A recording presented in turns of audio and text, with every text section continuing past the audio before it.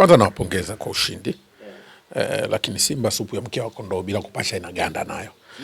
Supu ya mkia wa kondoo bila kupasha inaganda kwa maana ya vile ambavyo tumeona mchezo. Achana mchezo. Squad intensity iko tofauti kidogo. Tumekuwa tukikubali. Wote wanadhana sana kikosi kipana nini. Hakuna timu na kikosi kipana sana ukabadilisha wachezaji 5 mpaka 6 kwenye kikosi cha kwanza wakaja wengine. Lakini angalau watu wakibadilisha wale wachezaji wawili, ubunifu wa timu usipotee. Pale ndo tunasema una timu ambayo ina fluidity, ina kikosi chenye nguvu. Lakini unaona kukosekana kwa Mpanzu na Anicet Oura na mtindo alikuwa anacheza Coastal Union kuficha lango lao zaidi, kutaka kutengeneza mashambulizi ya kushtukiza, ndio kagundua kwamba Simba nao ni supu ya mkia wa kondoo bila kupasha na ganda. Kwa hiyo kuna aina fulani ya wachezaji wakiwepo kwenye timu ndio unaipata timu na kasi ile. Lakini ukibadilisha kidogo unapoteza ubunifu mpaka kasi ya timu. Kwa hiyo ni kwenye squad intensity. Sasa hili limetokea, nimelipima kwenye mchezo wa jana baada ya Anicet sambamba na Mpanzu kuwa nje, wachezaji walioanza walipoteza ubunifu. Wote za taratibu zile kucheza team play. Lakini mechi ile ya jana ukiondoa excellent combination play na quick ya kuzifungua ngome, kuna wakati zilikuwa zinaachwa space zinahitaji watu wenye kasi wazifungue. Sasa mtu mwenye kasi pekee alikuwa Anicet Oura, au wengine wote wazuri kucheza excellent combination play, weka pale, twende pale, weka pale. Sasa ile mechi tayari kulikuwa na compacting space, compacting, wameziziba nafasi. Kwa namna ya kucheza kwenye nafasi ilikuwa ngumu, panahitajika watu wanaofungua nafasi kwa ubunifu na kasi. Sasa kwenye timu yao watu wa namna hiyo wanahesabika. Siku ambayo Mpanzu ataingia korokoroni, Anicet atakuwa korokoroni, Libasa atakuwa korokoroni, timu hiyo imechacha, inakuwa mboga iliyochacha, huwezi kuila kwa chochote. Kwa hiyo hicho ndio kitu ambacho nimekiona kwenye mchezo wa jana. Kwa namna nilivyotazama wale Simba na vile walivyocheza jana, ilikuwa supu ya mkia wa kondoo bila kupasha na batani, mafuta tupu. Kwa sababu ya namna ambavyo walicheza hawa Coastal. Ieleweke, Simba walikuwa na total dominance. Walikuwa wanajaribu kupiga mashuti mengi kwa sababu ya wale wameficha sana lango. Sasa sio hawakucheza vizuri, lakini kuna wakati wakianza na aina ya timu nyingine inawapa ugumu. Na unaweza kuona baada ya kuingia wale wengine ndio wakaanza kuistretch team pembeni, wanafanya horizontal stretching, wanakwenda fluidity inapatikana kwa sababu ya aina ya wachezaji walioanza mwanzo ni wale ambao uchezaji wao tu ulikuwa unatengeneza ugumu wa timu kushambulia kwa wepesi. Kareso unamuona, lakini mchezaji ambaye ili umpate ubora wake sio aanze kufungua mechi, aicheze mechi iliyofunguka. Unanielewa vyema? Yaani sio mzuri kufungua mechi, ila acheze mechi iliyofunguka. Sasa kama unakuwa na wachezaji ambao wanataka kucheza mechi iliyofunguka, mechi ambayo imefungwa, wanapata ugumu. Lakini wachezaji ambao wanaweza Simba kupambana kufungua mechi ni Mpanzu, kupambana kufungua mechi Libase, kupambana kufungua mechi ni Anicet. Mechi hizi wanazocheza wakati mwingine wanapata ugumu, ndio maana kuona hata upatikanaji wa mabao unaita ugumu. Lakini tabu nyingine ambayo wako nayo ni kama ninavyosema tayari, unapokosa mchezaji ambaye anaweza kuisaidia timu kuwa bora, maana yake mnaifanya timu isiwe bora. Unajua ukimzungumzia Dumbia ni sura au uso uliokataa mkorogo. Au uso uliokataa mkorogo. Dumbia Ibrahim Dumbia ni sura au uso uliokataa mkorogo. Mshambulia yu kadiri unataka kumuelezea ndio uweze kuelezea. Nilisema mimi mapema hapa, niliwaambia watu kwa sababu hatuangalii mpira kama science, tunaangalia mpira kama sana. Ibrahim Dumbia mshambuliaji mzuri sana, lakini anacheza aina moja. Uchezaji wake ni aina moja kama msasa. Ushikilie ndio ukasugue. Sio vizuri. Ukiushikilia ndio ukasugue. Ukiweka wenyewe juu ambao ufanye kazi. Ndio style anaocheza Dumbia. Ni mchezaji ambaye anatakiwa afuatwe na timu, akutwe kwenye nafasi anazoweza yeye kufunga. Sio anaweza kafungua mechi. Sio anaweza kaunganisha mchezo kwa wepesi. Kwa hiyo unaweza kumuona yule, kumchukua hapo kampeleka hata nchi za Arabuni na akafunga magoli vizuri tu. Kama watamchezesha vile anavyochezea kama msasa juu ambao lazima ushikiliwe. Dumbia ni kama msasa juu ambao lazima ushikiliwe. Sasa sio kila mechi unatakiwa ushikiliwe. Mpira wa kisasa ni mgumu kwa sababu timu zote zinafunga lango alionekani. Kwa hiyo lazima uwe na mshambuliaji ambaye anaweza kucheza kwenye nafasi na anaweza kutafuta nafasi na anaweza kutumia nafasi za wazi na nafasi ngumu. Sasa yeye akicheza kwenye nafasi, iwe ni nafasi kaipata mpira chini, timu inafanya build up. Akienda kwenye maeneo magumu, timu hata ikimfuata bado hana zile kila touch. Kama mpira haraka kanasa kakatani hivyo, akajikuta analazimisha nafasi kwa gumu kwa sababu ya uchezaji wake. Ni hivyo. Ndio maana nikasema huyu ukiangalia ni sura iliyokataa mkorogo. Hata ueleze nini utashindwa kwa sababu mtindo anaocheza yeye sio huu unaonekana huko. Na ni kwa sababu tupo kwenye nchi ambayo football hatuizungumzi kama science. Watamhukumu Dumbia sawa, lakini Dumbia ule ni msasa juu ya mbao. mpaka ushikilie ndio kwa sio Glenda ile. Wewe unataka upate mchezaji wakati mwingine kama Glenda, ile sio Glenda. Ule ni msasa juu ya mbao, Dumbia. Sasa Simba inahitaji wachezaji Glenda. Sasa Glenda pale ziko 3. Simba wana Glenda 3. Libase, Anset na huyu nani? Huyu Mpanzo. Wengine zile sio Glenda. Misasa juu ya mbao. Sasa timu kubwa kama ile unapokuwa na Glenda zile 3. Manake siku kuna Glenda moja haipo ima imepata kuna yote wanasema tactical watu mpira wanasema unaweza kupata ukapata tactical shida ya tactically. Umeelewa? Kaumwa. Maana unacheza na Glenda 2. Watu wakidili nazo mechi inakuwa ngumu. Kwa hiyo mechi tuliyoona jana Simba, usiangalie ugumu wa mechi, angalia namna timu yao itakavyokuwa na approach game ngumu.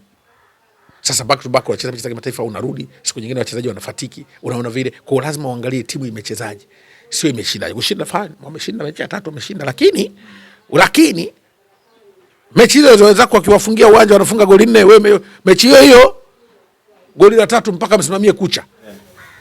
Goli moja mpaka usimamie kucha. Alafu tukikaa tuisaidii timu. Goli la jana la kusimamia.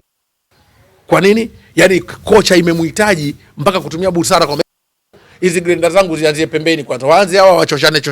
Lakini kuna mechi watu mnakutana mna same intensity, alafu mnakwenda vile.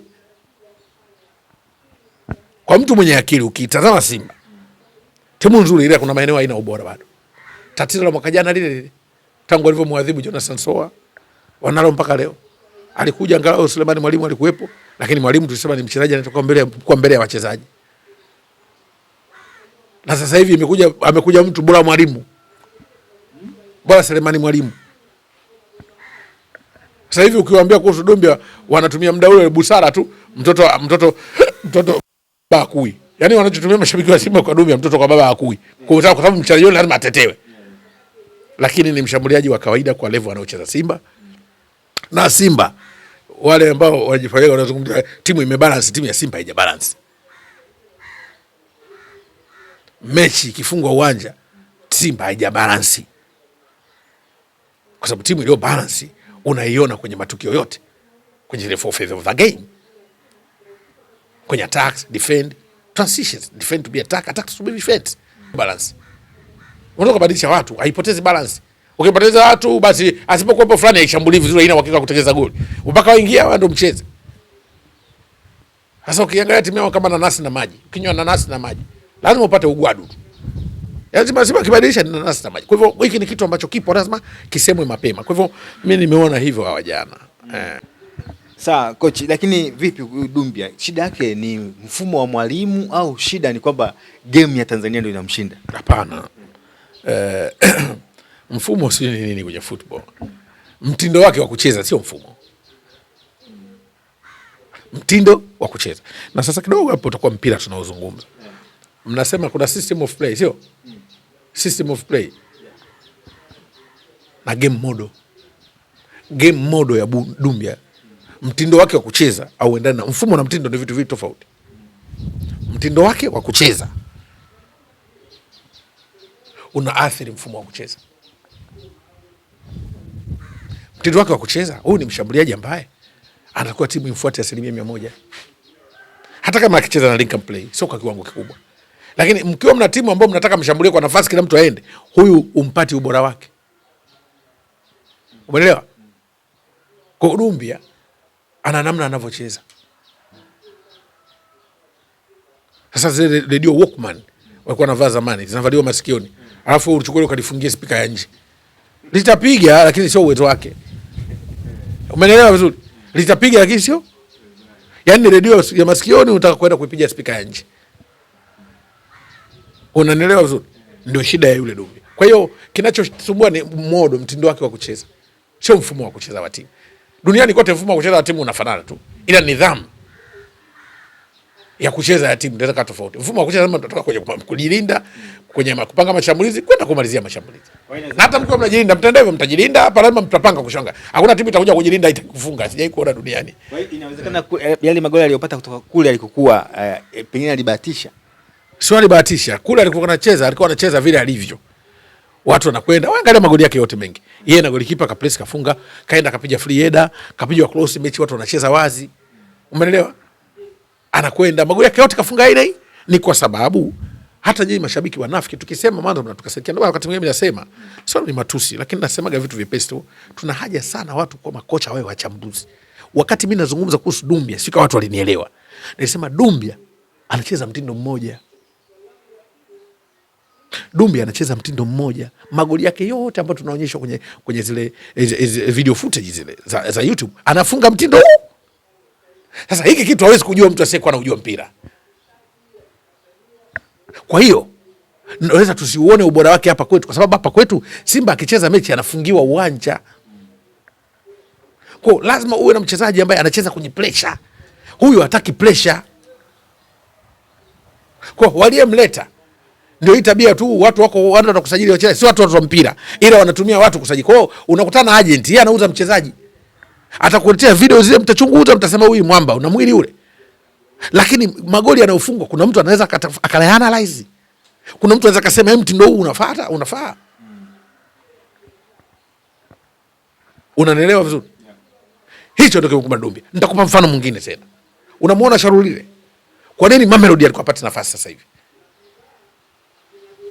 Sharulile kapungua kasi. Naomba nielewe. Sharulile kapungua kasi. Silaha kubwa ya Sharulile ilikuwa ni kasi. Sharulile ukimuondoa kumuona na link play, alikuwa ni borana, anakimbia na mpira na walinzi. Hicho kitu wafanyi sasa hivi. Na maeneo nyeti ambayo unaweza kumpima intensity ya Sharulile kwa walinzi wa timu zetu, intensity yake ukimkuta Sharulile yule kwenye intensity kubwa, alikuwa anaweza kupima upepo, anaweza kupima msuli, umri wa mlinzi. Kile kitu kimepungua, afanyi.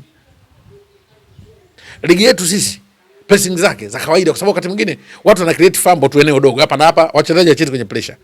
Kwa ubora wa yule Sharulile hapa kwetu utaonekana bora, lakini huyo yule Sharulile twende CAF Champions League, kila mtu atakubaliana naye kwamba sasa hivi umri umeenda, ila hapa kwetu mpimi umri Sharulile hapa. Hakuna vipimo vya umri hapa. Kwa hiyo wakati mwingine hao wachezaji tukisema tunasema yule Sharulile, yule Sharulile, yule tunamwona kila siku. CAF Champions League inakuja, acha vimechi vya kwanza hivi. Unacheza na wenzako kwa kaskazini. Hiki ninachokisema utakiexpose haraka tu, ambacho Mamelodi wamekiona kwa sababu ya intensity tunaweza kukutana nazo. Ligi ya South Africa intensity yake, CAF Champions League intensity yake. Ndio maana wao kwenye mpango halikuwa hayupo. Sisi tumesajili historia na ukubwa wake kwa ajili ya mvuto wa timu. Lakini kuna mechi hii unayoiona, mnamtafuta akifunga goli anaruka mpaka sarakasi. Kuna mechi uone akiruka sarakasi. Sasa haya ya kuambia watu mapema, wakati mwingine hawa mashabiki wamezoea kudanganywa. Anamwambia huyu kuna intensity ya game, tutarudi haya kwamba ndio maana walimwacha. Lazima muelewe. Sasa wakati mimi namzungumzia Dumbia mwanzo, hii inashauriwa, nimekuambia mapema. Kama unaweza kumuona kwenye mechi, hawezi kupima mtu umri, kwa sababu kuna wakati alikuwa akichukua mpira na mlinzi mmoja, mlinzi kazi anayo. Sasa hivi akiwa na mpira mbele kuna mlinzi, lazima site mira angalie nani nimpelekee pasi, kwa sababu atakachokifanya mtamcheka. Sasa ukiangalia football unakumbua pesi ya mchezaji imepungua. Ndio maana wenzetu, kwa sababu ndio tactical analyzation, soka linasimamiwa na wataalamu nyuma, uwezi kumkuchetumia mchezaji wa namna hiyo. Manifahamu vizuri. Sasa shabiki yeye anachotaka mwamba kwa aina ya mechi. Na mfano wa Simba ndio mechi ya jana. Sasa akipewa muda pengine anza kuingia kwenye mfumo. Nimeshakwambia anacheza mtindo mmoja. Mvumilia mpaka apate mtindo wake, mpaka kutana na mechi ambayo yeye ndo anataka kucheza, anafurahi akicheza. Sasa mechi za namna hiyo kwenye ligi Simba hazipati. Kila timu inakuja kama timu ya pili kiwanjani zidi ya Simba. Sasa anaweza akafunga, lakini sio kwa consistent, kwa sababu mtindo atakaocheza haupati. Unatakiwa mwe mchezaji ambaye anacheza katika mazingira yote. Yaani kama Pilipili. Ukiweka tu unaipata ladha yake. Uwe na mshambuliaji kama Pilipili. Ukiweka kwenye juisi italeta ladha yake, ukiweka kwenye mboga inaleta ladha yake. Kwa hiyo hicho ndio kitu ambacho kina miss kwa Dumbia. Steve Barker anahitaji kufanya mabadiliko mara kwa mara au abaki tu na timu yake ile ya kina Alibase na anafanya mabadiliko wakati mwingine kuitengenezea team balance, na anafanya mabadiliko wakati mwingine kimbinu. Kwa mfano jana Fanya ndio wangeanza na wachezaji wake wakina Anicet, wakina Mpanzo, alafu wameenda ile 45 kwanza wamekosa goli.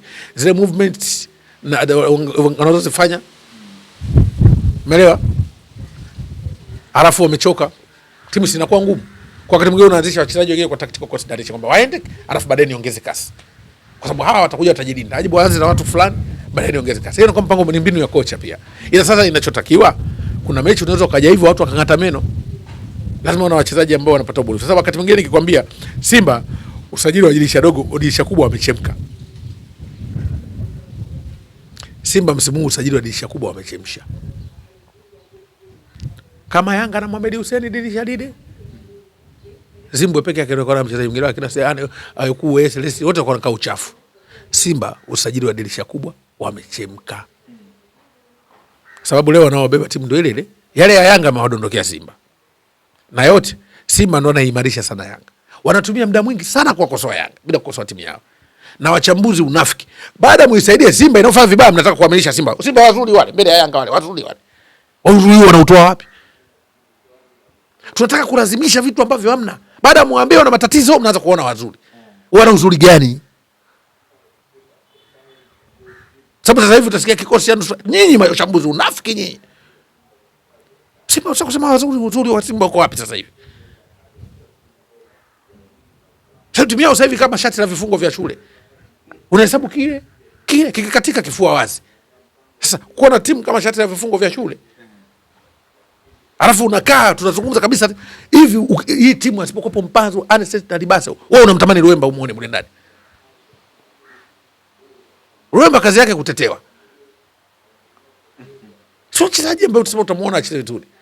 Kikosi Simba kama shati la vifungo vya shule. Yukile, Anicet, Libase, huyu huku Mpanzo, Kratos, Kareso kidogo. Na hata akiingia sasa hivi hawasemi aingie au atoke. Wanaona kama anaingia tu. Alafu tunakaa kwenye seti. Baada kusema hii timu dirisha dogo, dirisha kubwa imefeli. Kama dirisha kubwa ni ule Ibrahim Jaba ambaye ana majeraha. Sawa? Ndio Dumbia ndio dirisha kubwa la Simba hiyo. Mgunda, wewe unatamani muone Mgunda pale. Ndio dirisha kubwa la Simba hiyo. Kafanya nini? Mgunda. Nation ndio dirisha kubwa la Simba hilo. Simba kikosea kama shati, vifungo vya shati la shule unavihesabu. Dirisha kubwa wamefeli usajili. Nikikutajia wachezaji hapa anayecheza wa dirisha kubwa tunahesabu. Ndio huyo Nathan Chirambo kidogo, sio? Saunia yupo. Kapombe akipona ule watu watamsahau tena. Na unamsifia, unamjengea wewe, hatukatai kwa mechi zipi? Kwa kipimo cha mechi ligi cheza na Yanga. Unamsifia mtu kacheza na Mashujaa. Hatukatai. Tunazungumzia test hizi game. Wanacheza kimataifa. Ndio quality. Alafu tukisema tunakaa timu hatuzipendi. Mshasema dirisha kubwa wamechemsha. Kwa hiyo Simba tuambie kwamba yani kitakachopatikana walizikane nacho. Tusitokuwa hapa. Kwa sasa tutazikana. Wala mzikane nacho kwa sababu sasa hivi wanataka magoli mshambuliaji nani sasa? Simba watake magoli mengi mshambuliaji nani? Na ndio maana eneo la magoli alizungumzwa. Timu inacheza vizuri, kuna timu inacheza vizuri inafunga magoli machache. Timu inafunga magoli mengi inafunga magoli machache. Eneo la ushambuliaji lina weakness kubwa. Shukrani sana. Asante sana.